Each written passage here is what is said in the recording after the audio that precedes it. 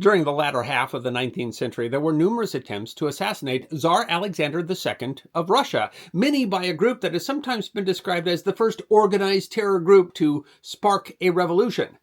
But killing the Tsar turned out to be no easy task. But the many plots to assassinate the Emperor of Russia would have enormous repercussions for Russian society.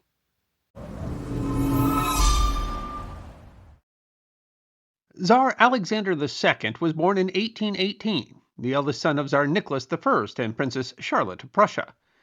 His rise to the throne was not predestined. Tsar Nicholas was the third and last son of Tsar Paul I, and only became Tsar because his eldest brother died childless, and the second son renounced his rights to the throne. Nicholas became Tsar in 1825, which made Alexander Tsarevich an heir. Nicholas was faced immediately with a revolt the month he ascended the throne, which influenced his more conservative policy. Censorship intensified, police spies run the country, and textbooks were heavily regulated. The 19th century was a volatile time in Europe, beginning with Napoleon in France, who first defeated Russia and was in turn defeated by Russia in the first decades of the century. Napoleon's defeat and Russia's part in it gave the empire a leading role in Europe as part of the Holy Alliance of Austria, Prussia, and Russia. The goal of the Holy Alliance and other related work was to suppress nation anti-monarchy movements and to hold up the divine right of kings. And though the powers could agree on that, events in Europe proved that cooperation on shared autocratic principles alone could not hold an alliance together. The continent was rocked with wars and upheaval throughout the century, including the revolutions of 1848 and the Crimean War in the 1850s. When Alexander II became Tsar in 1855, Russia was in crisis. The Crimean War was going badly, the economic situation was ruinous, and internal agitation for reform was reaching a fever pitch, as Nicholas's rule seemed to be ending in abject failure. Contemporary Russian history said that the Crimean War is Russia's crusade. Its purpose in European history is to rouse Russia, which has been keeping its strength under wraps, to take an active part in the common advance of the progeny of Japheth towards civil and human perfection. Alexander first ended the Crimean War on unfavorable terms, but it gave himself the opportunity to enact reforms. He was not especially interested in creating a democratic or parliamentary system that would rein in his powers, but he would end up instituting the greatest reforms in Russia since Peter the Great. By far the greatest change was the emancipation of the serfs, which freed 23 million people from servitude. One of its supporters wrote that the goal was to postpone revolution in Russia for 500 years. And Alexander himself said that it is better to abolish serfdom from above than to wait for that time when it starts to abolish itself from below. Despite the importance of the edict, the actual journey out of serfdom was far from simple. The serfs felt that they didn't get enough out of the emancipation, openly wondering if the lords had substituted their own emancipation for the czars. The humiliating defeat in the Crimean War led Alexander to embark on major military reforms and large projects of development in railroads, commerce, and natural resources. The Tsar had overhauled the judicial system after the French model, which included trial in open court, juries, and new penal codes.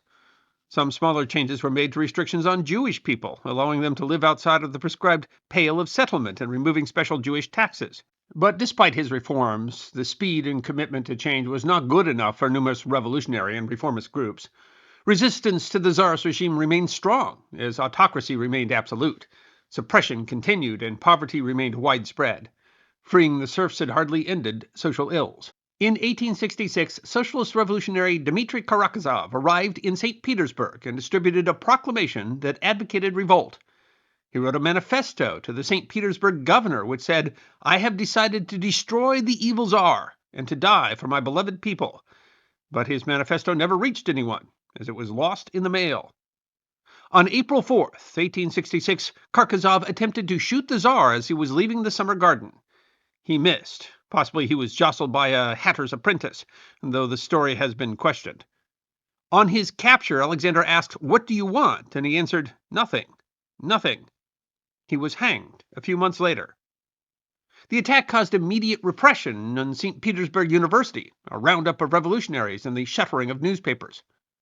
On June 6, 1867, at the Paris World's Fair, a 21-year-old Polish immigrant, intent on avenging Alexander's brutal suppression of a Polish uprising in 1863, attacked the carriage carrying not just the Tsar and his two sons, but also French Emperor Napoleon III. The assassin's pistol misfired and exploded, injuring the assassin, who was apprehended and imprisoned. 13 years later, Alexander Soloviev, a teacher and agitator who hoped to improve the lives of Russia's peasants, made another attempt. He believed that the death of the emperor may bring about a turn in social life. On April 2nd, 1879, carrying a revolver, he approached Alexander as he was taking a walk in the summer garden. Alexander fled. Soloviev shot 5 times, but failed to wound Alexander. He was captured and hanged at the end of May. The response again was significant repression, which wiped out revolutionary cells throughout the country. While Soloviev had acted alone, he had told several others of his plan and caused a split in the revolutionary movement that led to the formation of the People's Freedom, often translated as the People's Will. The People's Will used violence as a means to destabilize the Tsarist regime in the hopes of causing its collapse and sparking a revolution. On August 25, 1879, the group's 22-member executive committee sentenced the Tsar to death. They attempted to carry out the sentence the following December. After digging a tunnel underneath railway tracks leading to Moscow, they planted explosives and detonated them as the Tsar's train passed over. But they had misread the schedule. A contemporary report explains, by one of those curious miscalculations which often defeat elaborate schemes, the imperial train was suffered to pass in safety, and it was the train of baggage wagons following half an hour later that was blown off the line. But another plot was already in the works. In 1879, a People's Will operative, Stepan Kulturin, obtained work at the Winter Palace as a carpenter. Over a period of several months, he smuggled dynamite into the palace. The plot was nearly uncovered. In November, another agent was arrested, and authorities found a plan of the palace with an X on the royal dining room. Though they searched the palace, the dynamite wasn't found, and security was not seriously tightened. On February 5, 1880, a dinner was being held to honor the Tsarina's brother. Kulturin had smuggled 300 pounds of dynamite into the palace and got it in place with a timing device beneath the dining room in the quarters of the palace guard. That night, however, a powerful snowstorm delayed the arrival of a guest, delaying the dinner. When the dynamite went off, it killed 11 people and injured dozens more. But the Tsar wasn't in the dining room. After so many assassination attempts, the Tsar created a Supreme Administrative Commission to deal with revolutionaries. One of its members was Count Mikhail Loris-Melikov, who was then appointed interior minister after the commission was dissolved. Melikov wanted to get at the root causes of the dissatisfaction, and he suggested a compromise that would involve government reform, though it stopped short of a true parliament. On March 13, 1881, the emperor had agreed to the reforms, which were soon to be published. That announcement would come too late. Yet another assassination plot was already in motion. March 13th, or March 1st in the old-style dates, was a Sunday. On Sundays, the Tsar often went to the Mikhailovsky Manege, or riding school, to watch military exercises. His preference for a rigid schedule meant that the People's Will had a generally good idea where he would be. A number of revolutionaries were involved in the complicated plot. After observing his schedule, the conspirators prepared for 2 possibilities. Alexander would return home from the riding school via one of 2 paths, going through Malaya Sudovaya Street or along the Catherine Canal. They planned for either path. For the Malaya Sudovaya path, they opened a cheese store and dug a tunnel beneath it under the street, where they would place a mine that could be detonated when the Tsar passed over. To make sure that the assassination succeeded, 4 bomb throwers were to be stationed on street corners, who could close in on the Tsar after the first explosion to finish the job if necessary. Finally, another man was to charge with a pistol and knife if all else failed. If the Tsar used the canal, they would rely instead only on the bomb throwers. The bombs themselves were their own design, a cylindrical affair weighing 5 to 6 pounds, the outer shell fastened of an empty kerosene can and filled with nitroglycerin and pyroxylin. Again, the plot was nearly discovered. Andrei Zelyabov, one of the chief organizers, and the man meant to attack with the pistol and knife, was arrested only days before the assassination attempt. The cheese store was searched as well, but apparently so perfunctorily that they missed the tunnel underneath. The plot was nearly abandoned. According to the book Road to Revolution, A Century of Russian Radicalism by Avram Yarmolinsky, the executive committee of the People's Will had no bombs ready and were at the point of giving up. But they decided instead to act immediately. They hastily constructed the bombs and set up the mine under the street. According to Yarmolinsky, the Tsar and his security force believed that Zelyabov's arrest had ended any possible risk of attack. The Empress had convinced Alexander to avoid Malay Sudovaya and the cheese shop, despite the fact that nothing had been found there. The carriage Alexander II rode was special, an armored brougham, closed carriage that had been a gift from Napoleon III. Pulled by 2 horses, he was trailed by 3 slaves and a number of mounted Cossacks. The conspirators watched the procession as it arrived at its destination, but didn't attempt to attack in the hopes that it would pass over the Main Street on the way back home. After watching the roll call there, the Tsar prepared to go home. There was an approved signal. One of the women was to walk past the bombers and blow her nose to the bombers if the carriage failed to take the Mind route, and would send them running to the canal to intercept the carriage. When the carriage chose its route, she signaled, and the men hurried off. It's still possible that the Tsar could have beaten them home if he had gone straight back to the palace, but instead he stopped at the palace of his cousin, Grand Duchess Catherine. This gave the bombers plenty of time to reach their positions, at least 3 of them, as the 4th lost his nerve and went home. They hid the bombs by wrapping them with cloth, making them look like strange parcels, but apparently didn't arouse suspicion. The procession turned into the quay beside the canal, but made it only a short distance before a man stood in their way on the road. Taking his wrapped bomb at approximately 2:15 p.m., he tossed it between the horse's legs. Nikolai Rizikov, who threw the bomb, later described the attack. "I sent it under the horse's hooves in the supposition it would blow up under the carriage. The explosion knocked me into the fence." The explosion rocked the carriage, mortally wounding one of the Cossacks and injuring a delivery boy passing by. The carriage was badly damaged, its windows smashed and the rear wrecked, but Alexander emerged with only a cut on his hand. His police chief quickly ran up to help the emperor, and according to a witness, the emperor bent over one of the wounded. Asked if he was all right, he answered, "Thank God, I'm untouched." The wounded coachman wanted Alexander to stay in the carriage, but the police chief instead suggested he get on the sleigh and they make haste to the palace. Alexander agreed, but said he wanted to see his attacker. Rizikov reportedly yelled to someone in the crowd. Surrounded now by soldiers and flanked by the police chief and Cossacks, the emperor must have thought that he had escaped yet another assassination attempt. He inquired for his attacker's name and then turned to leave. Instead of leaving, he stopped to examine the pit where the bomb had gone off and see the killed man and the boy. Finally, he turned to leave. He was only a few steps away from a man leaning on the railing holding a parcel.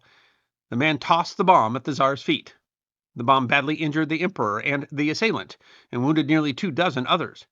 Alexander's legs were shattered, his abdomen torn open, his face badly mutilated. The police chief, injured, managed to get Alexander into his sleigh, and they rushed to the palace. According to his own account, the 3rd bomber actually approached, and seeing that the deed had been done, helped the Tsar into the sleigh, holding the bomb under his arm all the while.